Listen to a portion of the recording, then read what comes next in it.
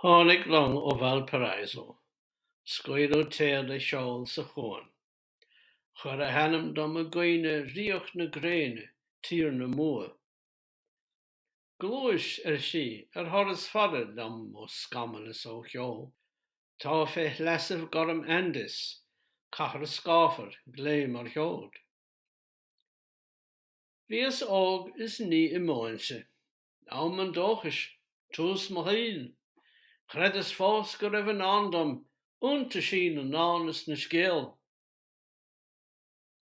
Chluais an long haar línsib mara, fad ó hin sa crown mar ór. Scríomh a scéal ar fáil na híthe, ár de rian réalt an mór. Finhí si a rís chum áfach. Chiefan cahar bháin féin sléif, le heis maran is si a cháne. Credim fós beag nach